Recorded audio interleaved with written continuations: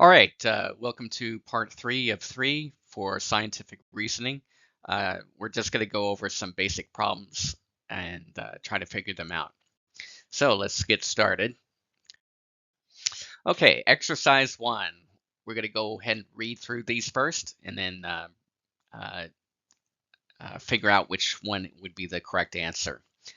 Some of these statements about superstition and irrationality are false. Well, which ones? Letter A says Australian Aborigines of the 12th century who believed that the world was flat must have been irrational for believing this. Well, first of all, uh, we have Australian Aborigines. Okay, so these are native peoples of Australia um, uh, that are living in small groups, tribes, and of course have limited contact with the rest of the world. The 12th century, of course, that's about 800 years ago. Uh, the knowledge available, even at the time, was limited, but particularly the modern knowledge that was available in Australia was highly uh, limited or even a non-existence. So they believed that the world was flat, so they must have been irrational. Well, actually, no. They would have been actually rational for believing this. So if you imagine yourself, you're living in a remote area 800 years ago, you see the earth every day, every time you step outside, everything is flat. You would just naturally believe that the world was flat. So you were rational in that belief. Now today, with our modern science and you know even pictures of the Earth from outer space and traveling astronauts traveling to space and so forth, we know that the Earth is round. So if somebody told you today that the Earth is flat, well, first of all, they might be joking. Secondly, if they truly believe that, then they would be considered irrational. So statement A is definitely false. Okay, they would actually be rational to believe that. Oops, there you go. All right, letter B says if Albert Einstein had believed more accidents happened on Friday the 13th than any other day because all the statistical data available to him showed these ideas to be so, he would have been rational. Well, uh, here Albert Einstein is relying upon statistical data available.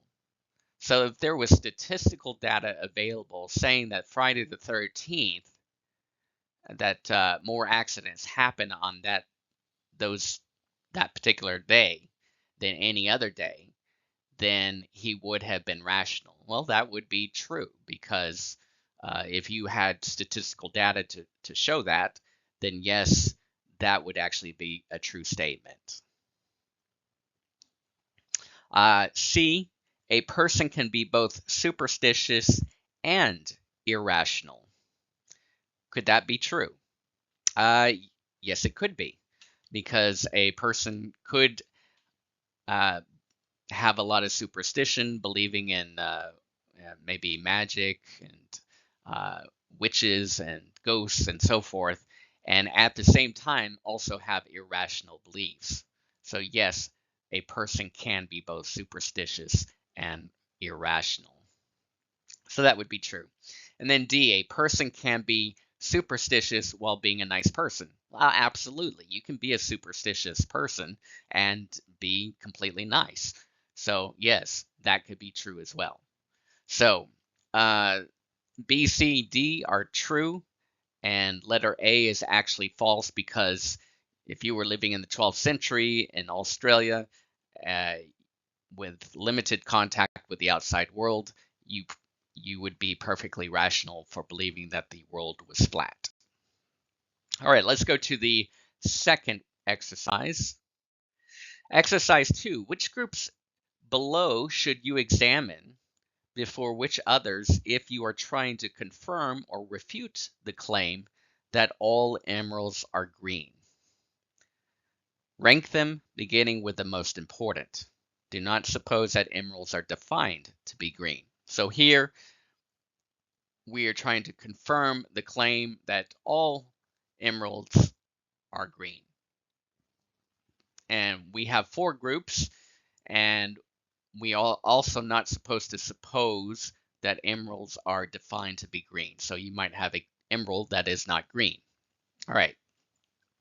So we have letter A, which is emerald. We have letter B, which is green things. We have C, non-green things, and D, non-emeralds. So if I'm like trying to look and prove that emeralds look green, well, the first group I'm going to choose is definitely A.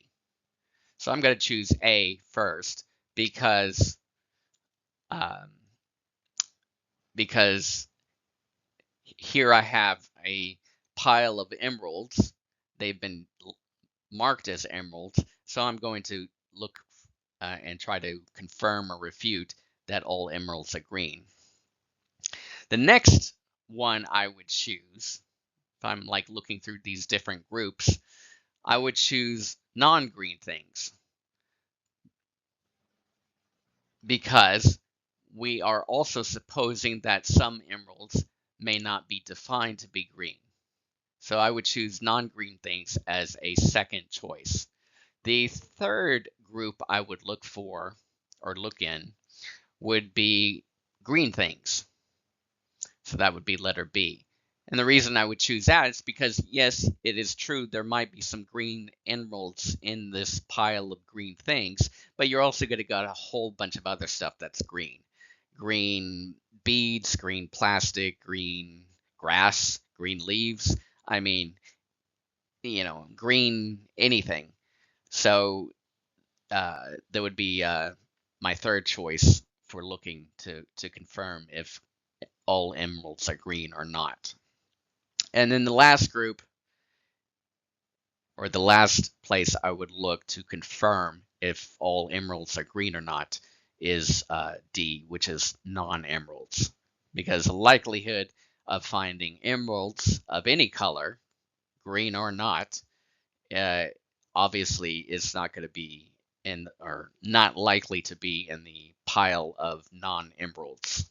So that's how I would rank them from most important. And again, this is to refute the claim that all emeralds are green, or to confirm that they are all green. All right, let's go to the next exercise. Which of the following is not a useful principle for making scientific progress? A, similar effects are likely to have similar causes. B, looking for confirming instances of the hypotheses, or hypothesis, never disconfirming instances. C, to find the cause, look for the key relevant difference between situations where the effect occurs and situations where it does not. Or D, divide the problem into manageable components. Okay, and you can pause the video at any time to answer this if you want to, and then start the video again. All right, letter A. Letter A is useful because similar effects might have similar causes. Okay, so that could actually be useful when you're doing research and you're trying to study cause and effect, or what things are causing and what the effects might be. Letter B, looking for confirming instances of the hypothesis, never disconfirming instances. See, that is what leads to what we call confirmation bias. Confirmation bias is basically looking at the evidence that supports what you want to support and ignoring everything else. And that's kind of the risk whenever you're looking at evidence, and it could be in a scientific situation where you're just looking at, you're trying to look, you have a theory, an idea, a hypothesis, and you just want to look at the information that supports that and ignore everything else. Another place that it could take place in is the courtroom, because if you are a judge, or if you're a jury, or you're an attorney, you might be looking for just evidence to support your case and ignoring everything else. And that happens a lot with prosecutors and defense attorneys, where they're focusing only on the good things or focusing only on the bad things and ignoring any other piece of evidence. So that is not useful. So the question is, which of the following is not a useful? B is definitely not useful. All right, letter C. To find the cause, look for the key relevant difference between situations where the effect occurs and situations where it does not. Okay, that's helpful. You're looking for a cause. Look for the difference. Look for relevant differences between situations. So you're making comparison between different situations, and it might assist you in finding a root cause. So that is a useful principle. And then D, divide the problem into manageable components. Of course, if you got a big problem or a big idea and you want to break it down into smaller chunks in order to investigate it. And of course, yes, that is definitely a useful principle. All right, let's go to the next one. Exercise 4. What is wrong with this as a scientific explanation? And the statement is, Raphael dropped the ball because of his carelessness. Okay, well, do you know that's true? It could be maybe he dropped the ball because he wasn't looking in the direction. How many times have somebody tossed a ball or an object at you and you simply didn't see it coming, and you might have caught it, you might have dropped it. So that's one probability. Another problem is that maybe he meant to catch the ball, but the ball hit his hand or hit his finger in such a way that it caused pain or even injured him. So he may not have dropped the ball because of being careless. He might have dropped it because the ball actually injured him. So this statement is not a very useful statement as a scientific explanation. Now, if you could prove or you could show that, yes, he was indeed careless, maybe he's been careless many times, then you might be able to show that the statement could be the explanation. But without more information, we cannot actually confirm that Raphael dropped the ball because he was careless. All right, next one. Exercise 5. All of the following statements are trying to explain why tigers eat meat, but not plants. Which explanation is the best and why? So again, you can look through these yourself and try to figure it out. Let's see, letter A, tigers are carnivores. Well, that is true. We do know that tigers are carnivores. Does it explain why tigers eat meat, but not plants? Well,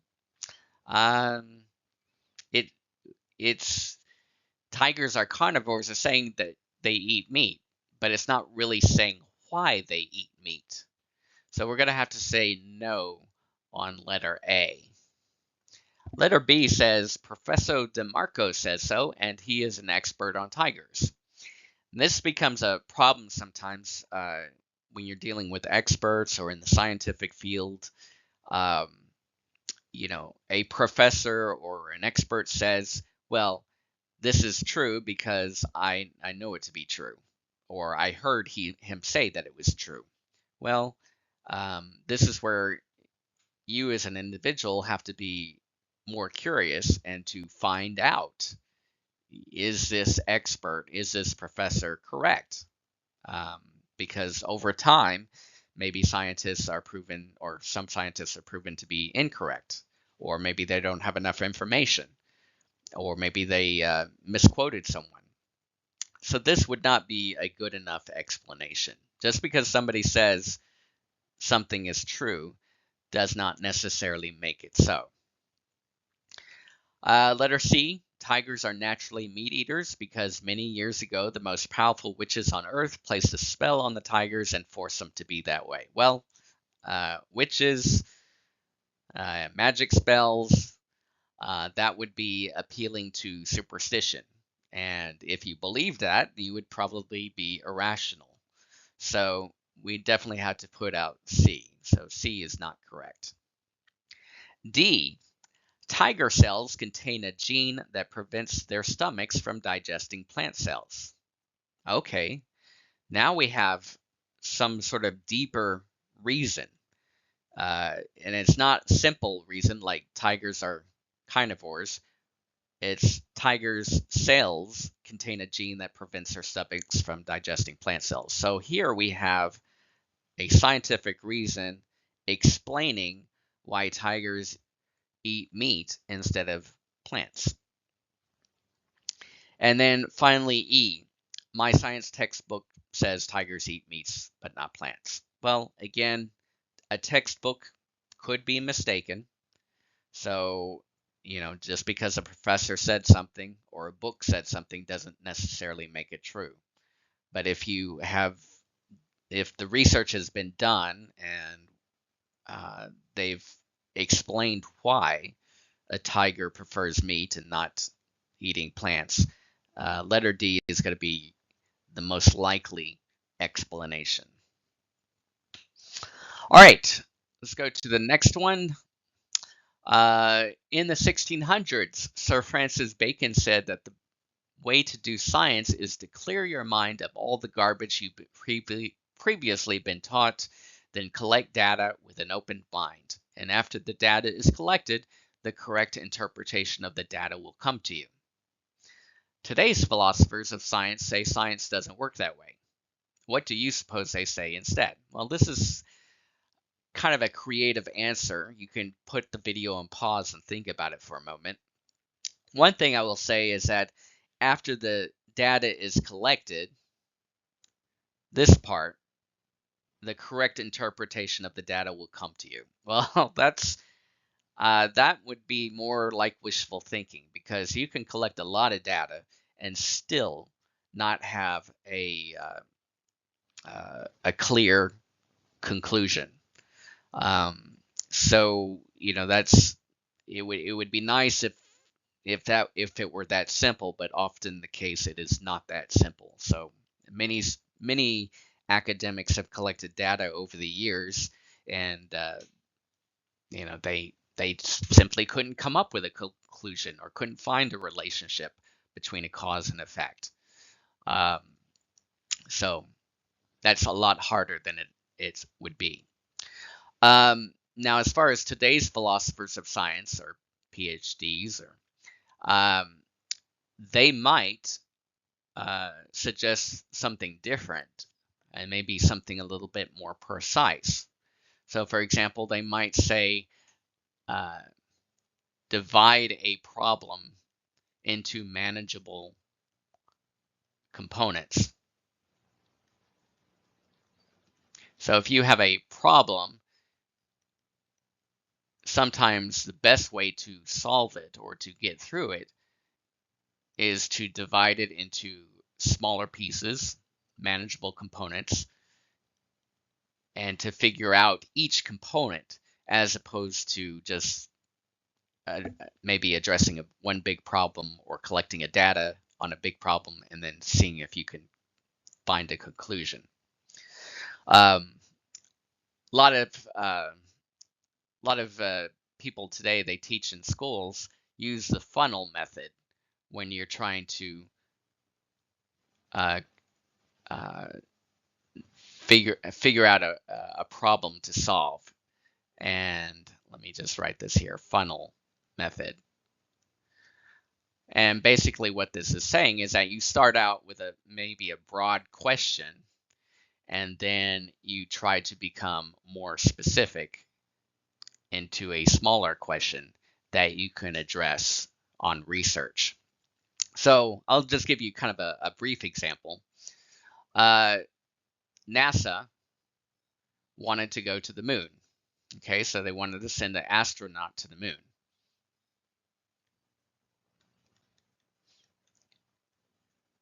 All right, so obviously that is a big problem to solve. And you would definitely need to break that down into smaller chunks. And what could be some of the chunks? Well, one is developing the rockets, testing rockets. Testing rockets going into space. And I'm not an engineer, so bear with me. So if you have a rocket, you're going to have to break that down, and you're going to have to say, well, what type of materials can be used? You know, what materials can withstand the heat re-entering the atmosphere? What materials are light enough that you could send a rocket into outer space without any problems? What type of fuel do you need? You can't just use normal gasoline. And then, of course, you have a variety of other factors that you would have to figure out in order to get a man to the moon. Another problem of going to the moon would be, say, would be like living conditions, or how do you take care of the astronauts that are inside? So I'm going to just put living conditions. Well, again, that would be a big thing to try to figure out, because how do people live in space? Well, you have to test, and you have to have airtight spacesuits, or I'll just put airtight spacesuits. So these spacesuits have to be not only airtight, but they also have to be able to withstand the solar rays of the sun, radiation. They have to, what type of materials can be used to create these spacesuits. And then, of course, in the rocket itself, you have to have air, breathable air. You have to have water. Then, of course, you have to have food if you're going to be up there for several days. So you have to try to come up with solutions on all of these. So basically, we have one big goal, and we have to break this big goal into smaller steps, and then we take that step and we break it into even smaller pieces to solve all of these problems. And that's a bit like the funnel method. You have something very big, and then you try to narrow it down into smaller pieces, smaller chunks that you can manage. All right, that's it for today. Hope you enjoyed it. Send me a like, subscribe. There will be more videos later on. So just bear with me, and I produce about 2 videos per week. So feel free to subscribe if any of these interest you. Thank you.